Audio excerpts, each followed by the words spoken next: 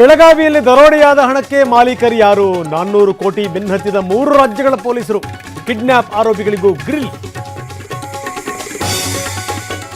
ದರೋಡೆ ಆರೋಪಿಗಳಿಗೆ ತೀವ್ರ ಶೋಧ. ಗುಜರಾತ್ನ ರಾಜಕಾರಣಿ ಹೆಸರು ಥಳಕು.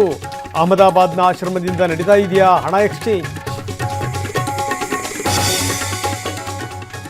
ಪೌರಾಯುಕ್ತಗೆ ಬೆದರಿಕೆ ಹಾಕಿದ್ದ ರಾಜೀವ್ ಗೌಡ ಅರೆಸ್ಟ್. 13 ದಿನಗಳ ಬಳಿಕ ಧಮಕಿ. Leader lock. ಇಂದು ಕೋರ್ಟ್ಗೆ ಹಾಜರು.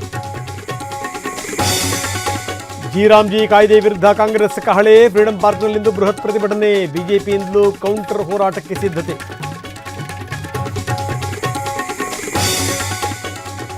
ಲಕ್ಕುಂಡಿಯಲ್ಲಿ 10ನೇ ದಿನದ ಉತ್ಖನನ.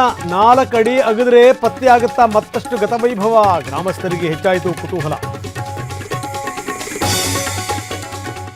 ಎಟಿಎಂಗೆ ಹಣ ತುಂಬುವ ಸಿಬ್ಬಂದಿಯಿಂದ ವಂಚನೆ. 1 ಕೋಟಿಗೂ ಅಧಿಕ ಹಣ ದೋಚಿದ ಖದೀಮರು ಬೆಂಗಳೂರಿನಲ್ಲಿ ಬಯಲಾಯಿತು. ಧೋಖಾ ಗ್ಯಾಂಗ್. ಬೆಂಗಳೂರಲ್ಲಿ ಡ್ರಗ್ ದಂಧೆಗೆ ಬ್ರೇಕ್ ಹಾಕಲು ಖಾಕಿ ಪ್ಲಾನ್. ವಿದೇಶಿ ಪ್ರಜೆಗಳಿಗೆ ಮನೆ ಬಾಡಿಗೆ ನೀಡುವವರಿಗೆ ವಾರ್ನ್. ಮಾಲೀಕರ ವಿರುದ್ಧ ಕ್ರಮದ ಎಚ್ಚರಿಕೆ. ಮುಂಬೈನಲ್ಲಿ ಮಂಜಿನ ಆಘಾತ. ಶಿಮ್ಲಾ ಮನಾಲಿಯಲ್ಲಿ ಹಿಮಪಾತ. ದೆಹಲಿಯಲ್ಲಿ ಹದಗೆಟ್ಟಿದೆ ವಾಯು ಗುಣಮಟ್ಟ.